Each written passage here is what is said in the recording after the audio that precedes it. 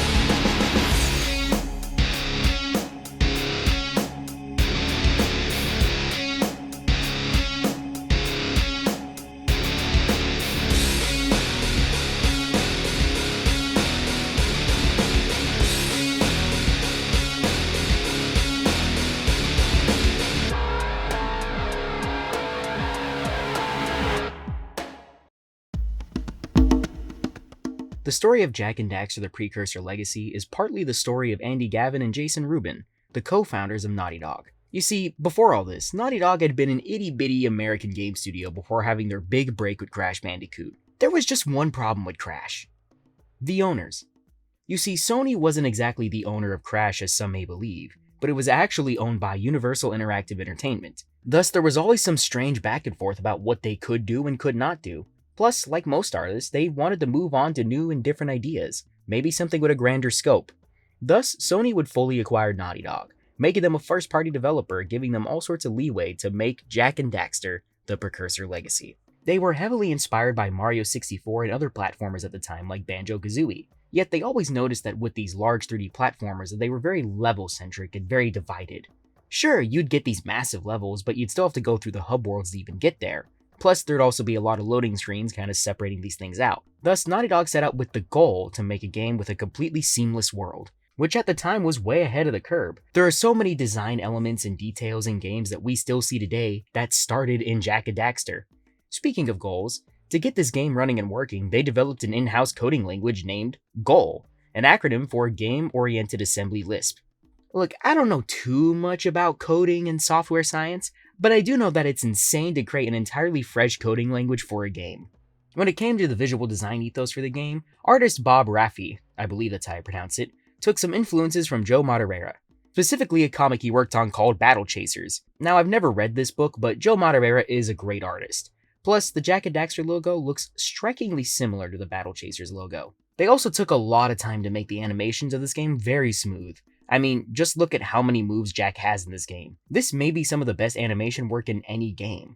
But let's now start talking about the game itself. I loved this game a ton as a kid. It was one of the first I ever played, and I still love this game. And that's because it nails this sense of a seamless world. It's not just in the way they hide loading, but just how everything plays into creating a setting and an atmosphere. Like how every power-up in the game, also called eco, is used in a lot of the technology. It shows that eco isn't just some random thing that happens to exist, but instead it's an integral energy source. They even make some clever ways to incorporate certain gameplay features without breaking immersion. For example, if you try to swim out of bounds, you're instead attacked by a shark that will most likely swallow you whole. Sure, they could have easily placed a kill box at the edge like most games do, but instead they found a way that naturally integrates into the world. Plus, they even foreshadow the shark in the water with a destroyed boat at the beach. In many ways, this game is an evolution on the typical collectathon platformer.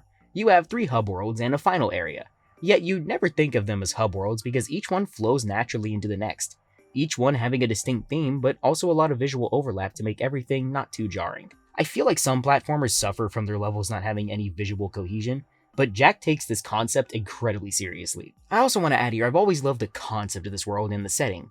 The concept of finding all these ancient things left behind by creators of your world. Finding out how they built it and why they left it all behind is so fascinating.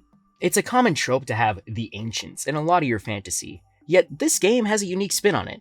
Plus, maybe it's the Final Fantasy geek in me, but I've always preferred when a fantasy setting can somehow incorporate its magic or magic equivalent into the technology within the world. It makes a setting always feel more believable to me and usually makes for some great visual spectacle.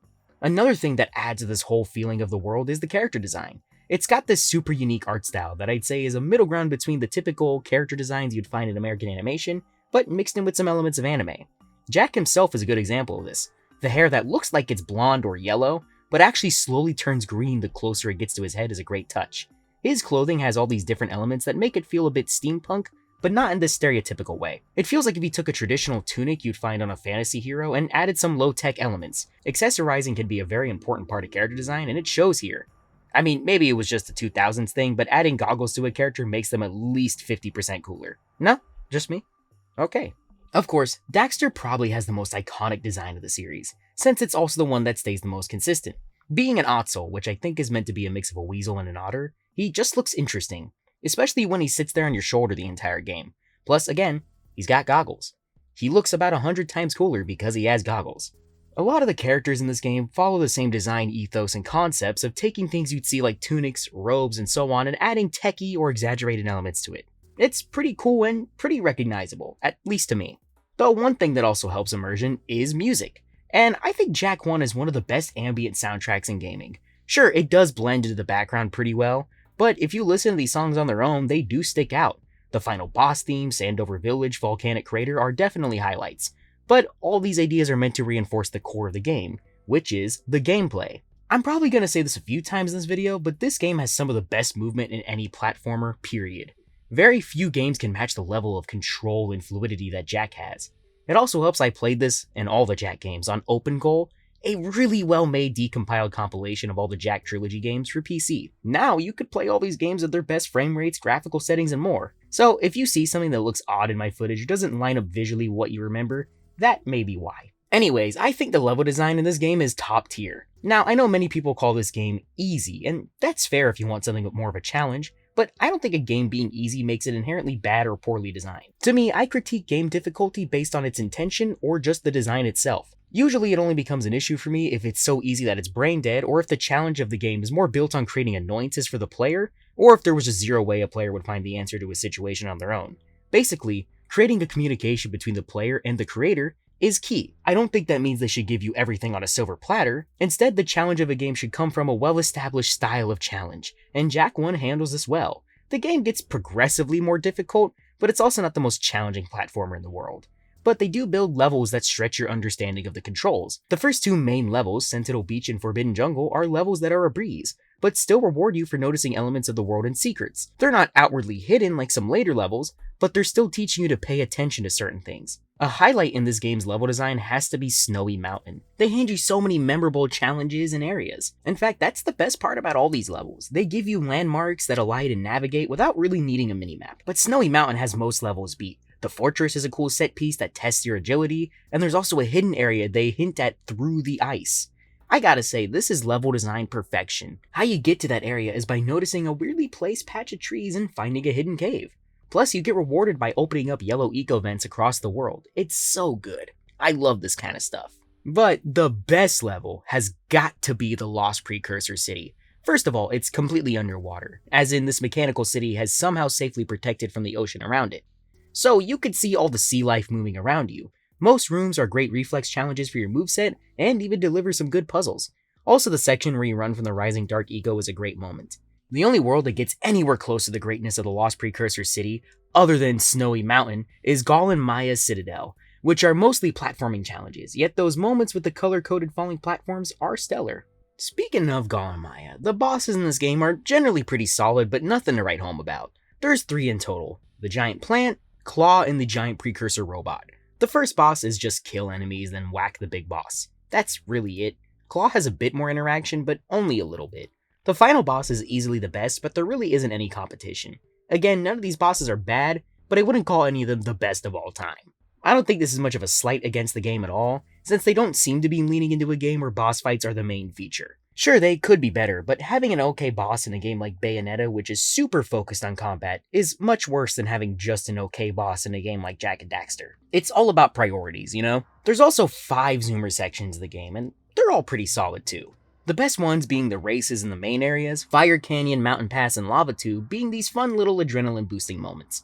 Though the moments where you get free range on your movement like Misty Island and Precursor Basin are not as well designed as the racing sections. It's not that they're bad, I just don't think there's not a lot really to do in there outside of a handful of things that I don't find that interesting. And finally, the story of the game. At this time, and really still, you're not really going into a platformer expecting some grand narrative. You're here for a good time, and Jak delivers on that. Daxter has some good quips, all the characters are likable, though I will admit a lot of the characters are sort of kind of Saturday morning cartoon tropes. I mean, you've got the hero who's stoic and capable, the quirky loudmouth sidekick, the girl who's good with machines, and the cranky old sage. Really, what makes you love these characters are their performances. Everyone does such a great job giving each character a memorable voice. Samos has this kind of performance that goes up and down depending on his mood. Daxter having this goofier, exaggerated swagger, and even the primary villains give a pretty solid performance. Of course, this game is a collectathon, and that means you gotta collect all sorts of power cells, which are pretty much this game's equivalent to Jiggies, Stars, Dragon Eggs, you get the picture. Yet what works about this game, much like many of the better collectathons, is that you don't have to collect literally all the power cells in each area to beat the game. Hell, they even give you some easy power cells you can just buy with precursor orbs. Oh, which reminds me, isn't it crazy that each precursor orb is a 3D object? Yeah, that's right, in most games your collectibles are just going to be 2D sprites, and that's not a bad thing at all, in fact it's kinda reasonable. Yet every single one here is a 3D object. It's really crazy to even do this, even today that'd be a hassle to pull off. And really that goes to show what a technical marvel Jak I still is today. It's a game that is super influential. The way the game hides all of its load times for the sake of immersion is still done to this day. Sure, maybe it's done a bit differently now. You're not gonna find Jak trying to slip into tight squeezes to load in the next area, but there's so many technical tricks here that make you think the game is one seamless piece. Honestly, there still aren't many games like Jak and Daxter the Precursor Legacy, and it paid off for Naughty Dog well. But eventually times change, and that brings in some new ideas with their follow-up. So on all accounts, Jak and Daxter the Precursor Legacy was a successful game. A game that was so groundbreaking and fresh, yet so familiar in many ways. I'd say the first game laid out the roadmap for yet another iconic Naughty Dog platformer franchise. Except there was one problem. Grand Theft Auto 3 was born. Look, I wasn't exactly existing yet when this game came out. It's about a few months older than me, but even as a toddler, I knew this game was debatably the most important game of its time. Once GTA 3 hit the scene, it was over. It's the game that sent Rockstar to the moon. Actually, scratch that, it sent them to Mars. It was a game where you could hypothetically do anything. And because of that, everyone wanted a slice of that pie. Maybe not directly, but this, as well as Halo, I'd say, were the games that made people want even more mature games. And because of that, you had basically 3 options as a developer. Either make your games more mature, more cinematic, or both. This wasn't inherently a bad thing, but it did also create a set of issues for many people. This is one of the reasons why many of the series that started as platformers shifted so drastically, still keeping some platformer ideals, but now adding in elements like action game-like combat or open world.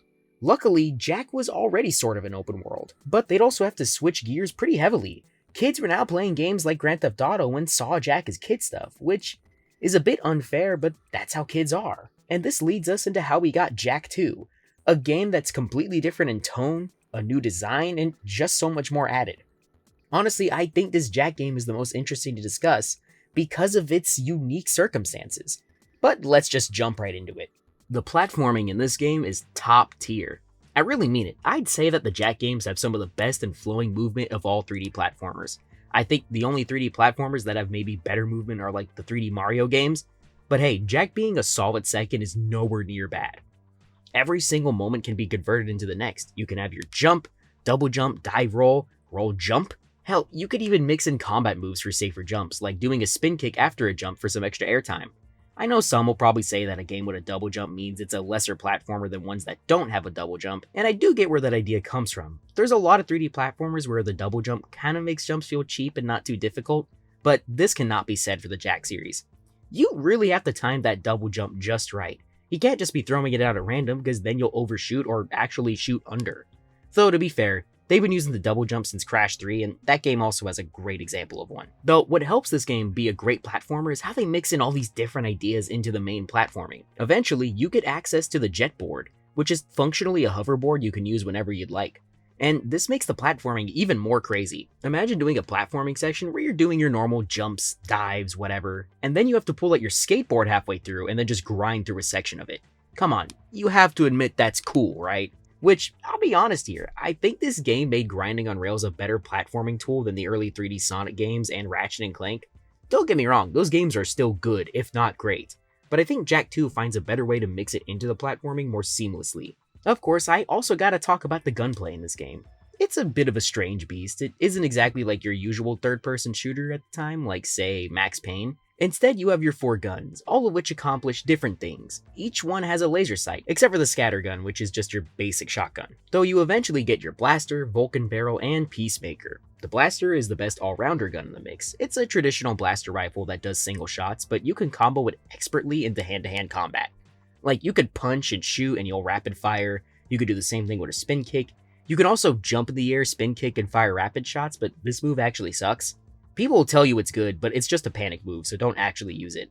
The Vulcan barrel is a minigun, and it's basically for crowd control. Got a large group of enemies? Hold down the trigger and just let it rip. And the Peacemaker is essentially your instant kill or boss killing gun. Charge it up, let go, and just see people explode. Though again, it's not like your typical third-person shooter like I said earlier. You don't have a reticle or a trigger to aim, instead you just have the laser sight on all your guns excluding the scattergun. And aiming can be a bit finicky at times, you kinda have to wiggle around a bit to meet your target since it auto-aims and you do need to be in range, but it's not so bad that it outright ruins combat or makes it boring.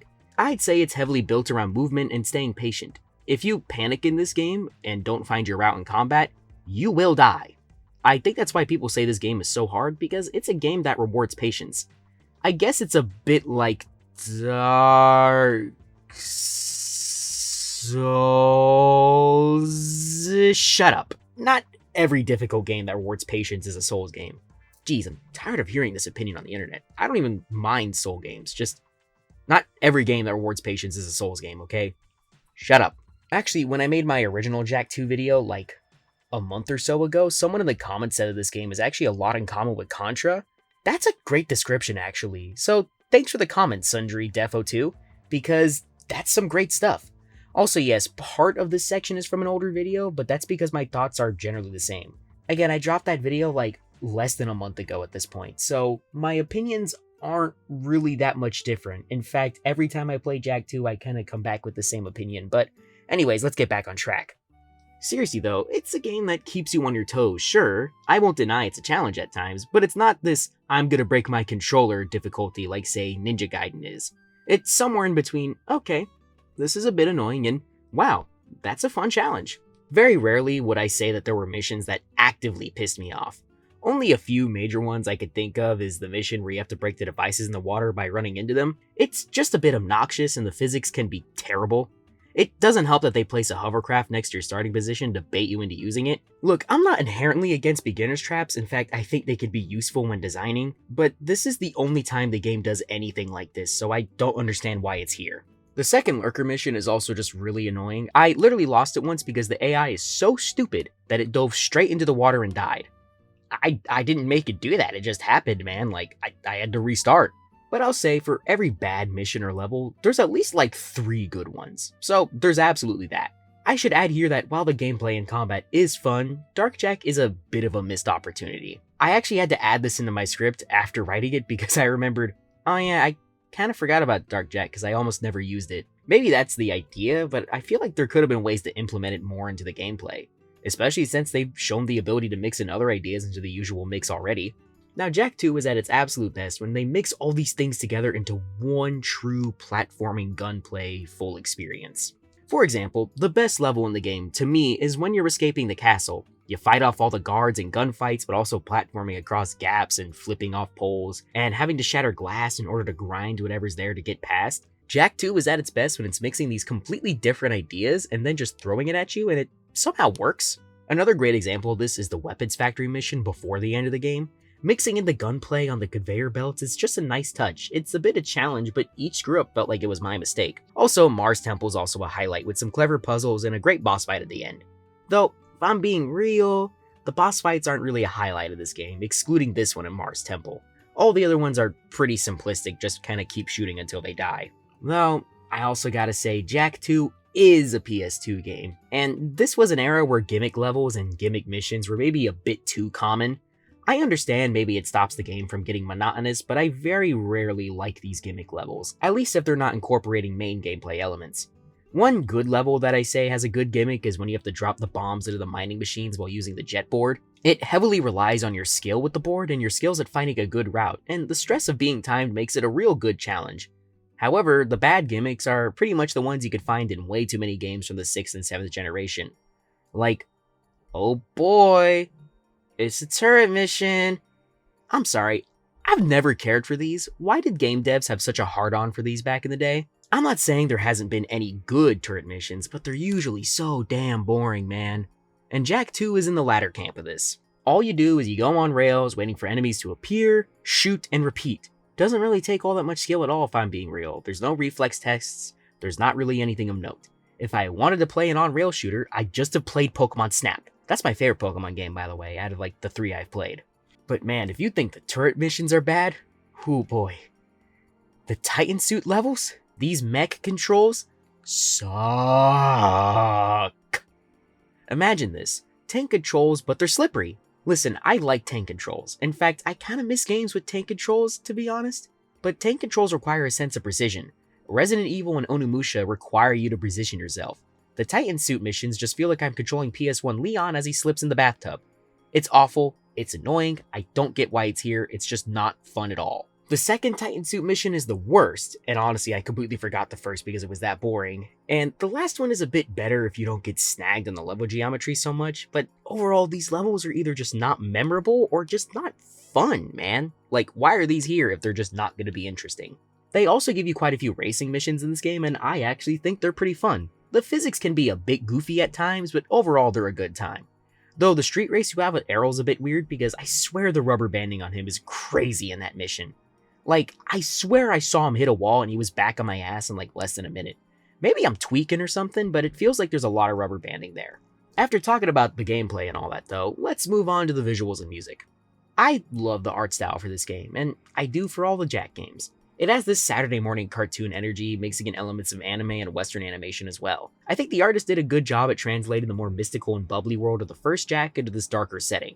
Just look at Jak himself. He's a bit more rugged, he has some long hair, but still has some of that bits of fun troublemaker still inside him. The world design is also stellar. They make each zone of the city look so unique from one another. And really the map design of this game is super solid. I don't think I ever got lost on this map once. They give you enough landmarks and visual identifiers to make your way through without using the minimap too much. Though there's really only one zone of the map that I'd say is bad or annoying, and that's the water slums. Just because it's weird to move around and drive in, it feels like a death trap, and maybe that's intentional since they do that one mission where you get swarmed at guards, but that's not the reason I don't like this map. I just don't like it, I think it's boring, it's not really fun to move around in. My favorite city zones are probably the Castle Square with the Statue of Mar in the middle, and Cruise Area with the large open area water, and the Mountain Temple. Man, the Mountain Temple is so cool. It helps that the song there is also really good. Speaking of which, The music in this game is super interesting, though if I'm being honest, I don't think it's as memorable as Jak 1 or Jak 3 even. I do appreciate its very dynamic soundtrack. The song changing whenever you pull out a weapon or your jetboard is a nice touch. But overall, it doesn't really stick in my mind. Like, I can't exactly name you any tunes from this game. Like, you could probably play it and I'd go, is that Jak II? And like, I'd probably have to think about it for a bit, and that's normally not a good sign. In my original video, I don't know why I didn't take as much time to divulge into the story, but since we're here, let's talk about it. Let's just get this out of the way. Jak's new voice. It's good! Mike Irwin does an incredible job with making Jak have this distinct voice and tone. He's an angry guy, and he has some of that playful bad boy edge. But that edge never goes fully into maliciousness. Honestly, he's the linchpin that keeps this whole game together. But everyone here, new and old, give great performances. Torn has this memorable, ripped-up voice. It kinda sounds like he's been punched in the throat or something, but not in a way that's grating. Of course, Kira's back, and she gives a playful performance, much like the one in the first game. Oh, and Crew is also a breakout performance. He's just so slimy and gross and pretty easily hateable. The only character I'm a bit 50-50 on is Daxter. Now, don't get me wrong, Max Casella still gives a banger performance. It more comes down to the writing of his jokes. Some are still the loudmouth, cowardly character that I like, but the sex jokes are... they're just meh. Mostly because they all just boil down to, I like boobs. And that can be funny, but there's never really much variation on that punchline. Look, I'm not gonna get all, sex jokes in my game, disgusting. Actually, Uncharted does these jokes way better. I still think of the joke about the hooker in a church, that's a good one. But here, I think the writers just thought seeing a cute mascot get a bit tight in the pants would be funny, but it kinda wears thin, much like pants. They also gave Jak a real rival character in this game, Errol, and man, all my homies hate Errol. We were glad when his dim ass drove right into those eco barrels. See you later, hopefully you don't come back as a cyborg for unexplained reasons. But yeah, he really is a good rival character. They make you hate his smug grin and just want to smash that smile into the dirt, which is a good sign if we're supposed to hate him. The plot itself is structured greatly, watching Jak and Daxter slowly unraveling these mysteries and conspiracies about this new place that they're in. It's really engaging, especially on your first playthrough. Though maybe I was just a smart kid, but I saw the time travel twist coming from like a mile away. Maybe it's because I was a big sci-fi nerd and still am, but this whole premise smelled of time travel to me. Also, I don't think you're really meant to take the whole time travel angle too seriously. I don't think Jak II is trying to be the next Steins Gate where we have to consider the ethics of time travel. It's more like a way to explain the tonal shift that doesn't devalue the first game. Of course, that's not the only element of the story that's engaging. I love that our primary antagonist, Praxis, is portrayed as a man who's pushed into a corner. A man who, by all accounts, is a bad guy, but is doing a lot of these things out of a sense of desperation. He knows that the metalheads are coming, and it's only a matter of time before they take the city. Plus, he's got this dark eco-freak and this band of rebels just screwing up his crap every time he turns his back. It's some good stuff, and it's really satisfying to see Praxis get more and more tired of Jak as he goes along. Haven City is also such a well-made setting, but I am bugged about how some people talk about it. I'm just gonna be real with you. I've seen a lot of people describe Jak II as cyberpunk, and I don't want to be rude. Do you know what cyberpunk is? Nothing about Haven City and Jak II as a whole is cyberpunk in any way. It is punk, it's just not cyberpunk. If anything, Jak II has a lot more in common with stories like 1984 or the original Star Wars trilogy. There's no real anti-hyper-capitalistic themes here. If anything, they're focusing more on heavy anti-fascist themes. So yeah, Jak II has more in common with The Empire Strikes Back than Neuromancer. Argue with the wall. A lot of people complain about the traversal in this game, and I actually don't mind it. Each zone is so distinct from one another that it never really bothered me. I was usually in and out of zones faster than I noticed. It also helps that I do think the driving controls are pretty good. Maybe a bit loose depending on the zoomer you pick to drive, but I usually wasn't in a situation where I think the vehicle controls actively made me hate playing the game, unlike a later game, but let's save that for a little bit later in the video, okay? So yeah, I think Jak II is a very special game. It's this meshing of ideas from the last generation of 3D platformers combining with the new age of sandbox games. And for me personally, I think they got it down perfectly. A great setting, some good gunplay, superb platforming, maybe even better than the first. And if I'm being honest, the game's not that hard. Maybe you could use some more checkpoints, maybe some enemies could be retweaked, but overall, the game is not this difficult, horrible thing people treat it as. I will say some might have experienced some extreme whiplash from the sudden change, but I actually respect that they took such a sharp turn and stuck with it. On paper, this game shouldn't work. It completely contradicts so much about the previous game, at least on paper. Yet they keep so much of the original spirit from that first Jak game alive. It just needed to change a bit to appeal to the kids at the time. But after landing 2 great games, both of which made large strides and risky moves for gaming, would they land that last outing, or is Jak III already a dud? Let's find out. From what I understand, the development of Jak III was chaotic and full of crunch. Apparently they got into developing the game soon after finishing Jak II. Plus the team at Naughty Dog would eventually be working on 2 games at once, Jak III as well as Jak X Combat Racing. We won't talk about the racing game today, I think that's best saved for later, but Jak III, it was apparently hell to work on. They were given the deadline of November 9th of 2004, which, just to add here, Jak II released October of 2003. So they basically had only a year to make a game with as much content, story, assets, and levels as Jak II.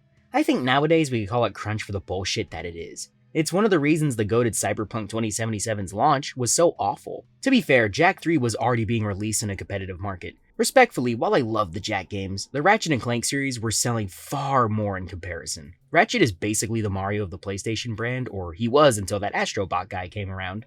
And the Ratchet games were coming out on a yearly basis, with each game getting progressively more in depth and getting more money with each consecutive release. Thus, I kinda get why the decision to rush Jak III was made, but that doesn't mean it was the right choice. Maybe it's the artist in me, but I think if there's anything you shouldn't do, it's rush the ending of your massive trilogy. Mind you, I'm not blaming Naughty Dog for this. It was Sony that enforced the deadlines. They should have had the foresight to allow the devs to make the game at a steady pace. Yes, I know it was standard at the time to do crunch, but that doesn't make it right. Now that I think about it, it feels like there's always something getting in the way of this franchise's chances to succeed. Jak 1 released after GTA 3, so now kids want something closer to that. So they pivot with Jak 2, which apparently Jak 2 did not sell as well as Jak 1. Like, what the hell do you want? Do you want mature games, or do you want our platformer that you said was for babies? Make up your mind, squirt. And then here comes Jak 3, now under heavy deadlines and crunch. Is this franchise cursed or something? This scenario of crunch is apparent with Jak 3. I don't want to be too harsh because I understand they were in a bad situation, but even as a kid, Jak 3 was my least favorite. It has its moments for sure, but how about we just get into it? Jak 3, much like the second game, introduces us to a whole new setting. Spargus, a city made for all those exiled and abandoned by Haven City, as well as the Wasteland. Jak has been exiled by the ruling body of Haven City, the Council, and already there's a problem. On a good note, it does make sense that Jak would be exiled. Jak was inadvertently involved with the metalheads breaking into the city in the previous game, but he also did fight back against them, so it kinda makes sense. However, who are these Council guys? Did you see them in Jak 2? I didn't. It was made readily apparent that Praxis was the sole leader of the city. It doesn't help that this game sorta acts like the Council's been here since the beginning, so that's already some shaky world building. However, the world building of Spargus is good. They have made this scrappy, sort of Mad Max style civilization. Survival of the fittest reigned supreme, you have to earn your citizenship, and they used old tech left behind by the city. That's why all their vehicles use wheels instead of hover tech. Also, the Wasteland was hinted at back in Jak 2. Zig was introduced as a Wastelander in that game, and you could see how he's far more armored and scrappy looking in comparison to all the other characters, so everything here does check out. But this is where we come to yet another problem. For one, you barely spend any time in Spargus and the Wasteland in general. You're here for about an hour or two before quickly being rushed back into Haven City. So I guess that whole exile plotline went nowhere. It also doesn't help that a lot of the missions at the start of the game are... well look, I just don't like them. You get your tutorial and then you're sent doing everything but what was shown in that tutorial. Instead you're racing lizards and driving buggies in the desert. You remember how I said the hovercraft controls in Jak 2 were solid? Yeah, throw that out the window because over the time playing this game I started to despise the way that the buggies controlled. Every single one of these damn desert cars feels just awful to control. The turning is terrible, the weapons feel like they have zero impact, and the physics are completely out of whack. No, that's bars actually. There's just so many times where I hit a little rock in the sand, and then the whole car flips onto its back. Oh, and of course, for some reason, whenever you're driving around the Wasteland, you're always getting swarmed by at least 3 marauders at once. Look, it already doesn't help that the landscape here is just a bland desert, and I have to deal with a car that has the power steering from an 18th century vehicle. But do I have to be assaulted with enemies that are programmed to ram directly into me? It isn't fun, it's a chore. People say the traversal in Jak 2 is bad, and am I missing something? At least in Jak 2, the guards only swarmed you if they were on high alert or if you attacked someone. Jak 3's desert traversal is just bad. Are you seeing this footage? I'm not having a good time here at all. Now again, Maybe that's just because I wanted my Jak game to be a platformer like the last two, but here it's mostly buggy missions or minigames. It's so odd. In the first 2 hours of the game, I counted 2 platforming missions. Yes, 2 missions with the style of gameplay introduced in Jak II. In comparison, Jak II's first 2 hours had us doing all sorts of things but platforming. What's also odd is they give you so much in the early game.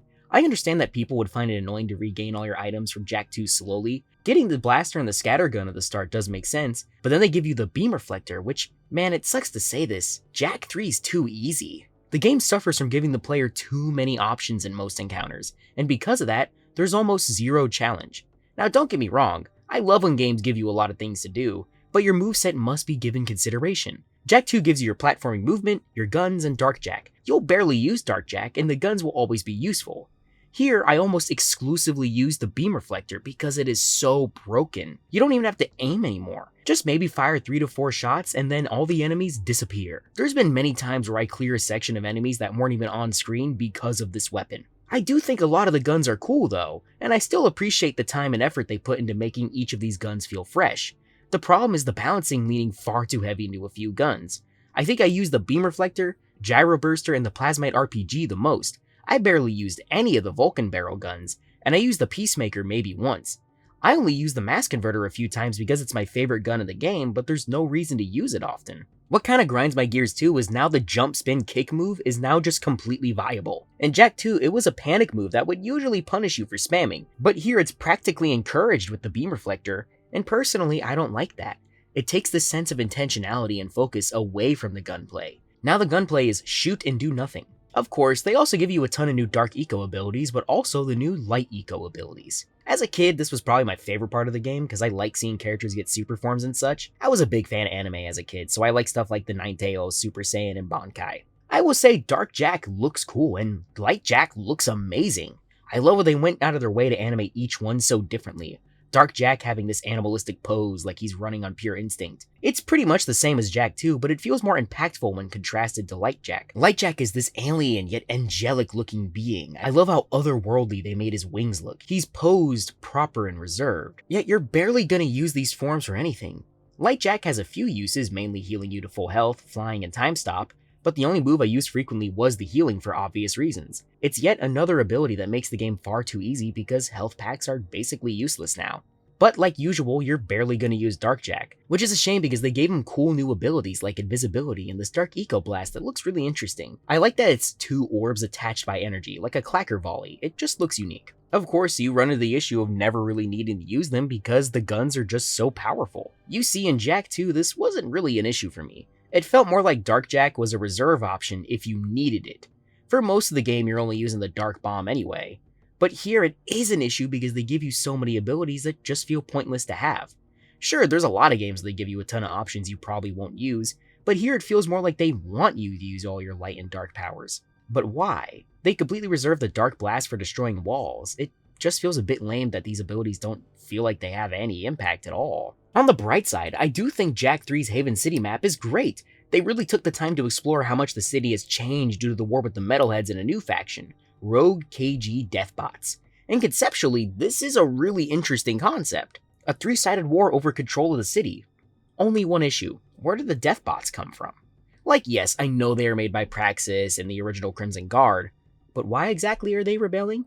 It's heavily implied that Cyber Arrow, we'll get to him in a minute, is controlling them, but I think that needs to be shown and not just implied. When you get back to Haven, the story picks up a lot. In fact, I'd say this middle section in Haven is the best part of the game. The map has been condensed to make traveling far less of a chore, the missions are back to the platforming / gunplay mix of before, and we see all the characters we love back except, what the hell happened to Kira? She barely does or says anything in this entire game. And now it's shown that Ashlyn and Jak have a thing? No, it's always been Jak and Kira, that's the way it's been since the first game. You can't just switch up on me now without having any good explanation. That's the core issue with the story as a whole. No good explanations. Who's this Count Veigar guy? He's evil? Why does Errol come back as a cyborg? Because he can? There are things that are implied to be happening here, but we need to be shown these things. Show, don't tell. Also, why are there 2 main villains of the story if neither of them get any good screen time? Honestly, if Errol just held the role of Count Veigar, it'd be a much better game. There's already an established hatred between Jak and him, but Vigor is sort of just here to act as a villain with status. Except wait, Errol has status. He was Praxis's right-hand man. And while I'm at it, let's talk about the Dark Makers. I love the idea of the Dark Makers, but not their execution. It's shown to us that they are coming to Jak's world and they are going to destroy it, but that's never really acted upon until like the last 2 hours or so. They do this whole thing of Errol helping them because he thinks it'll give him power, and that doesn't make sense. I don't want to be that guy, but wouldn't it have been more interesting if Errol came back, even though everyone thought he was dead, and then it's essentially revealed that the Dark Makers have been here for a while? Maybe they arrived after Jak activated the portal at the end of Jak II. It awakened them, but they needed someone to act as their puppet before they could appear. So, they revive Errol with their cybernetics, and make the KG Deathbots go wild. Basically, the Council is formed, Errol is placed on it, and they find ways to exile Jak. It's revealed at the halfway point of the game that Errol is controlling the Deathbots, and the Dark Makers then appear, maybe turning Errol into one of them. Bing bang boom, you have a plot that's more streamlined while still keeping all the elements intact. I don't know, it's at least what I thought of. It doesn't help that it feels like the story just happens. Like, Jak II's plot unfolded as you went along. You saw all these threads come together into a climactic finale. Here, it feels like Jak III just has something happen, and you just gotta work with that. It feels very rushed and things are just not explored well. There is one plot element that I do think is established well. And spoilers, I guess. The reveal of the Precursors being Ottsels like Daxter. That actually makes sense. It explains why Daxter was turned into an Ottsel and explains why they built such vast technology. They're small creatures that use their intellect to advance themselves. It's kind of like the Galvans in Ben 10 if anyone knows what I'm talking about. However, this is played off purely for jokes and I don't really care for that. We spent pretty much 2 whole games wondering just who the Precursors were and why. Now they're a joke? Maybe that's funny to you, but to me this should have been treated with more weight. Anyway, let's get back to the gameplay itself. After the middle section of the game, it just starts to sag again. There's a whole chunk of this game where it genuinely felt like Jak III was actively trying to make me hate it. It gave me 2 turret missions in a row with inverted controls, and then brought back the mech controls, and then stuck me in a bad light gun mission that also had inverted controls. Please, whoever keeps making these missions, just stop. Please just stop. It hurts. It's not making the game any better. Of course, we get to the final boss and it's just more car stuff. And it doesn't help that it's with the weakest car in the game. You know, I bought one of the better cars expecting I'd be allowed to use it. I wasn't. That's cool, I guess. This is the problem with Jak III. There's a good game somewhere in there. But by the time I was done playing it, I just wanted it to be over. To be free. I didn't care. And that's never a good sign. I want to like Jak III. I really do. There's so much of it that I like. But I don't think I can. I like parts of it, but I don't like it as a whole piece. I know it was made under crunch and heavy deadlines, but that doesn't change what we got. Jak III is a bit of a disappointment. So after all this, what have we learned? What makes the Jak trilogy such a mess? And also, why does it work? Well, I think it's apparent. It's a game series with no definitive core, no instantly obvious concept. Let me frame it like this for you. What is the core appeal of Ratchet & Clank? Crazy weapons, space, goofy humor, right? Alright, now what's the core appeal of Legend of Zelda? High fantasy, adventure, puzzle solving.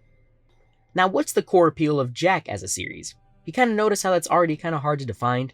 To me, this is what makes the Jak trilogy so interesting. But if we're being real, that's also kind of its biggest weakness. It's the reason why it's become more niche over the years while other franchises continue to thrive.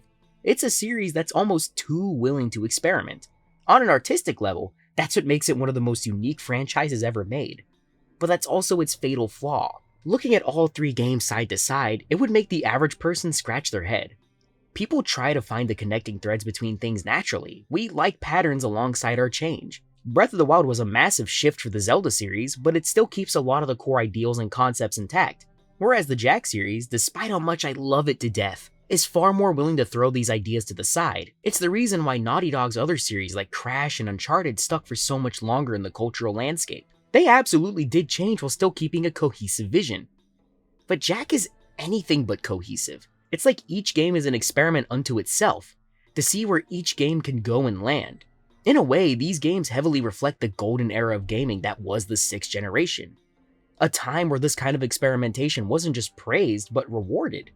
But experimentation can't be all that you're doing with an art piece. There has to be a sense of intention, a through-line idea. You can call me a fake Jak fan all you want, but it's true. I have a deep love for all these games. Yes, even parts of Jak III I deeply love, despite how much I dislike about it. But I can appreciate that each game is a game made with boundary-pushing ideas, even if Jak III is still a clearly rushed game. The Jak games provided me with a lot of warm memories and fresh experiences. They really are something special, and I would heavily recommend playing them today, especially Jak 1 and 2. There's so much you can learn about world building, game design, and game conceptualization from this series. And if I'm being real, this series has created some of my most precious memories with gaming. So even if this series is a mess, I could see the charm in that. Because much like life, there's a beauty within that mess. And if I'm being real, that's what makes these games so special. And yeah, that's pretty much all I gotta say on that. The Jak series is one that's really special to me. Jak 1 was one of the earliest games I ever played. That's not even a bit. It probably was one of the first games I could consciously play and actually beat. These games are kind of chaotic in nature. Not saying that they're bad by any means, but as a cohesive whole, they're definitely strange. But I don't know, I still really love them despite all that. And what do you think of the Jak games? Are they good? Are they bad? Am I a fake Jak fan? Who knows? But with all that being said, I'll see you next time.